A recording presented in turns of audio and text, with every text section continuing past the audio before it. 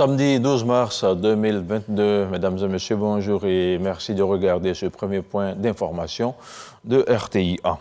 Le dîner de gala de la Fondation Children of Africa s'est tenu dans la soirée de vendredi à Abidjan, mais avant sa tenue, les invités de la Fondation se sont rendus dans la commune d'Abobo. Sur place, ils ont pu visiter le groupe scolaire d'excellence bâti par la Fondation Children of Africa, dont les fonds proviennent du dîner de gala de 2018. Deux écoles primaires qui permettent à des centaines d'enfants d'être scolarisés gratuitement et dans un cadre adéquat. Le reportage de Mahama Traoré. Jour de classe inoubliable ce vendredi au groupe scolaire d'excellence Children of Africa d'Abobo. Une pléthore de stars et de personnalités de haut rang visitent l'établissement à la grande joie des écoliers.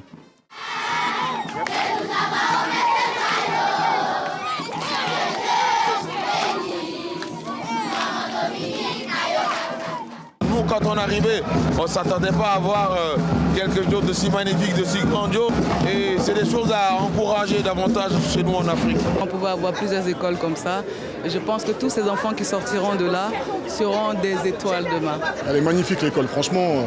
Longue vie à la Fondation, longue vie à la Première Dame. Moi je suis très heureux, très content. D'abord de voir des conditions où les enfants vont étudier, et ainsi de suite. C'est vraiment la meilleure des choses. C'est à féliciter. C'est une très bonne chose. Ça permet aux enfants du coin de Abobo de s'instruire comme il faut pour préparer leur avenir. S'ils sont si fiers de cette école, c'est parce qu'elle a été réalisée grâce aux recettes engrangées en 2018 lors du 7e dîner de gala de bienfaisance de la Fondation Children of Africa. Et qui mieux que les premiers bénéficiaires pour témoigner de l'importance de cet établissement. En construisant cette belle école, vous avez voulu donner aux enfants d'Abobo les mêmes chances de réussite qu'à ceux des quartiers résidentiels d'Abidjan. Nous sommes fiers d'être des écoliers du groupe scolaire d'excellence Children of Africa. Grâce à cette école, nous nous sentons très bien. Nous croyons vivre dans un quartier chic d'Abidjan. Nous ne cesserons pas de vous dire merci, car elle est très belle et elle nous rend énormément service parce qu'elle est entièrement gratuite. Des élèves fiers de leur école, des parents soulagés de frais de scolarité, la première dame Dominique Ouattara, initiatrice du projet, ne peut être que comblée. Chers donateurs, chers amis de la Fondation, le bel édifice que nous contemplions ce jour est le symbole de l'égalité des chances à l'école. Il donne accès pour nos enfants à un avenir meilleur, quel que soit leur milieu social, et cela grâce à vous, à votre générosité, votre présence et vos encouragements. Soyez-en infiniment remerciés. Enfin, mes chers enfants, je suis fière de vous. Continuez de bien travailler en classe afin d'être toujours les meilleurs et de vous construire un bel avenir quand vous serez plus grands.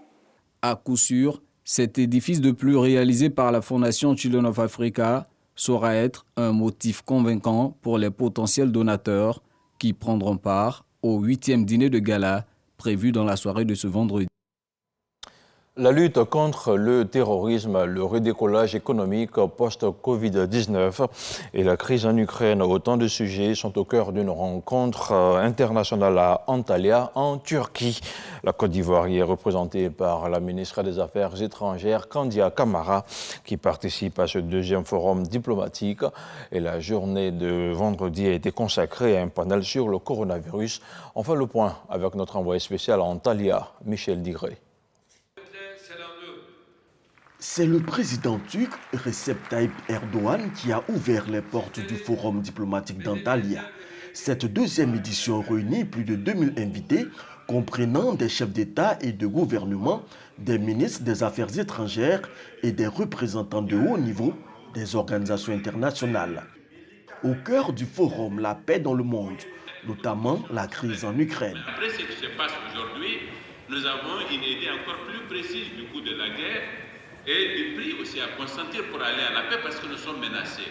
C'est l'humanité qui est menacée, ce n'est pas que l'Ukraine, ce n'est même pas que l'Europe, c'est presque toute l'humanité, parce que nous sommes en train d'effleurer le risque d'une vraie guerre mondiale. Pour les participants, il faut privilégier la voie diplomatique pour régler ce conflit. La pandémie de la Covid-19 a également focalisé les attentions. Participant à un panel sur le sujet, la ministre Kandia Camara a plaidé pour une accélération de la production des vaccins sur le continent africain. Nous avons besoin d'avoir cette possibilité de produire des vaccins pour toutes nos populations, pour que ces populations soient protégées, pour que ces populations soient en bonne santé, pour que ces populations continuent d'être productives. Parce qu'on parle d'économie, quand on parle d'économie, on parle d'acteurs, on parle de ressources humaines, on parle d'hommes, de femmes et de jeunes pour pouvoir justement dynamiser l'économie. Donc la Côte d'Ivoire est un pays aujourd'hui en progrès, mais pour que ce progrès continue, jusqu'à ce que la Côte d'Ivoire devienne un pays émergent, il est évident que nous mettons l'accent sur le capital humain, que ce capital humain soit en bonne santé, bien formé. Donc pour ce faire, nous avons besoin de vaccins. Le forum diplomatique d'Antalya s'impose progressivement comme l'une des meilleures plateformes pour les acteurs régionaux et mondiaux des sphères de la diplomatie, de la politique et des affaires pour échanger des idées et relever les défis internationaux. Retour à Abidjan pour aborder l'un des sujets sensibles du moment. Mardi dernier, le Premier ministre Patrick Kachi a échangé avec Luvi Kossi et le ministre de la Construction. L'effondrement d'immeubles à Trècheville et à Cocody-Angré était au cœur des discussions.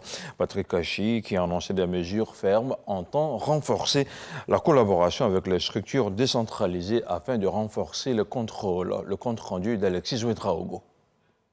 Sur le site de l'immeuble effondré lundi dernier à Cocody-Angré, le chef du gouvernement affligé annonçait des mesures fermes. Et les choses ne se sont pas fait attendre. Le lendemain mardi, à la primature avant le conseil de gouvernement, rencontre avec les maires, impliquer tous les maillons de la chaîne. Ce mercredi, au sorti du conseil des ministres, des mesures sont annoncées. Mise en place de la brigade de contrôle mixte incluant les mairies, les districts et la direction de l'assainissement urbain et du drainage. Opérationnalisation du certificat de conformité assujetti à l'attestation de bonne exécution délivré par un ingénieur conseil, entre autres. Il s'agit de la prise de sanctions administratives contre les responsables administratifs ayant laissé poursuivre des travaux de construction non régularisés. À ce titre, les chefs de zone de ces deux communes ont été suspendus de leurs fonctions et pour l'heure, les deux propriétaires de ces deux immeubles ont été interpellés. Les populations se prononcent. Si le gouvernement a entrepris de sévir cette fois-ci, en tout cas, nous les félicitons. C'est une très bonne décision parce qu'il faut agir. La force d'un État, c'est la loi, mais la force même d'une loi, c'est la sanction. Il faut le faire. La décision est juste et valable. Il faut que cette loi soit appliquée intégralement à toute personne. Pour garantir le bon suivi de ces dispositions, une ligne verte est ouverte au 1378 pour dénoncer les constructions anarchiques. Il faudra maintenir la dynamique de la croissance ivoirienne. C'est la principale recommandation du rapport de la Banque mondiale pour la Côte d'Ivoire. Le mémorandum met l'accent sur les contraintes observées. Il présente aussi les opportunités de l'économie ivoirienne. Plus de détails avec ce reportage de Lonsine Bakayoko. Malgré les turbulences liées à la baisse du coût du cacao, la Côte d'Ivoire reste sur une progression soutenue, grâce notamment à l'émergence de nouveaux moteurs de croissance. Ces moteurs de croissance sont entre autres l'industrie, les services et les travaux publics. Ce qu'on a observé, c'est qu'il y a eu une réelle augmentation de la productivité de l'ensemble des facteurs de production au cours de ces 10 dernières années. Cette croissance exceptionnelle a aussi été due à un effet de rattrapage suite à la crise du début des années 2010.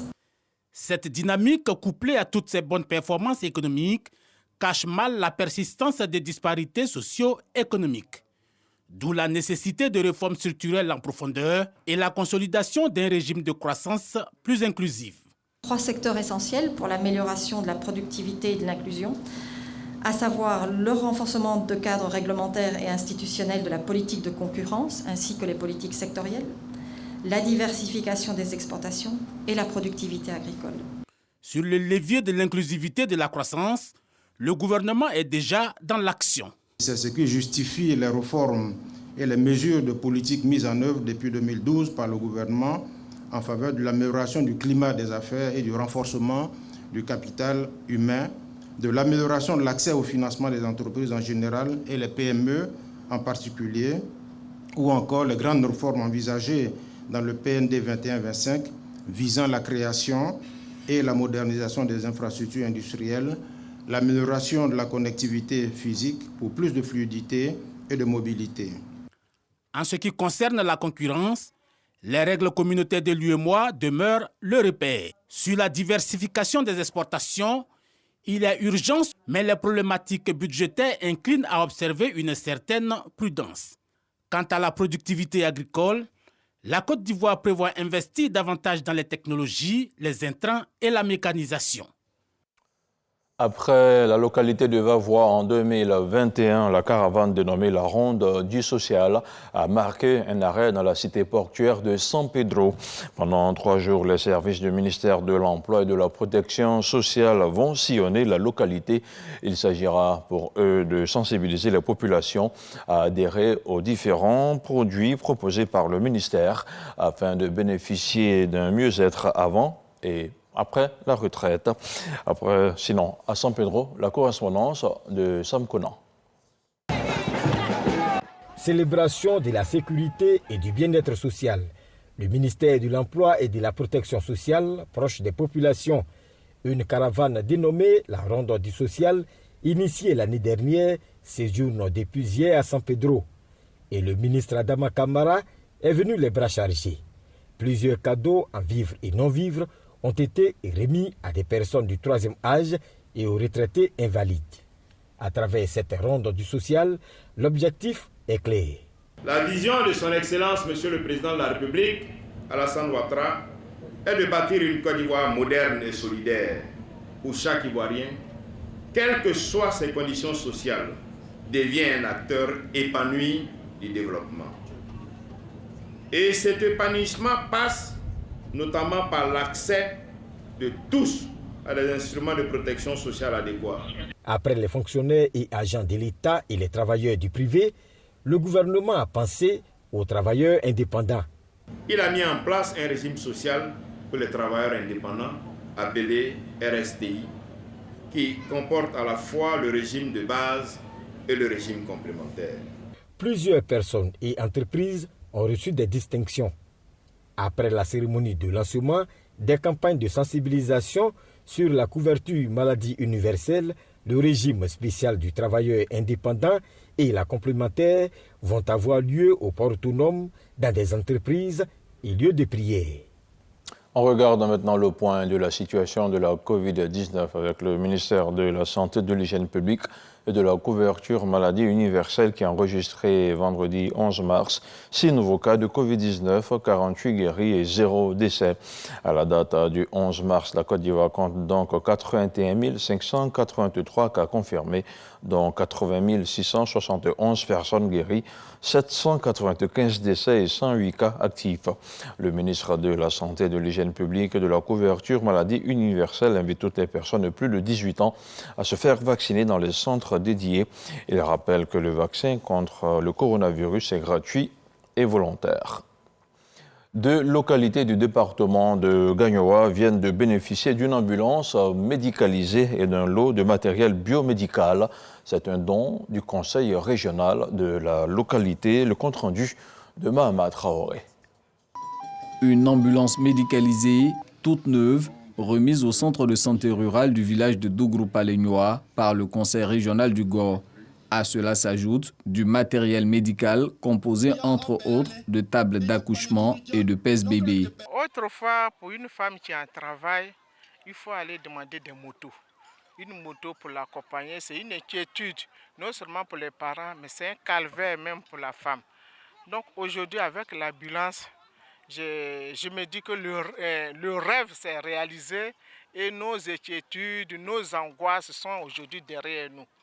Donc vraiment, je remercie le président du conseil régional du Gor. Soulagement aussi à Niamagnoa, autre village du département de Gagnoa, où le conseil régional du Gor remet un lot de matériel médical au centre de santé. C'est un sentiment de joie que vraiment le conseil régional nous fournisse du matériel pour pouvoir vraiment équiper les centres de santé. Les mères qui accouchent et qui rencontrent donc des difficultés seront donc également prises en charge. Au nom du président du conseil régional du Gor, le troisième vice-président, Saoué Bizier, appelle les cadres de la région à une plus grande solidarité d'action. Ce geste-là ne peut pas se faire avec la seule cotisation des cadres. Donc il faut rentrer dans l'action gouvernementale.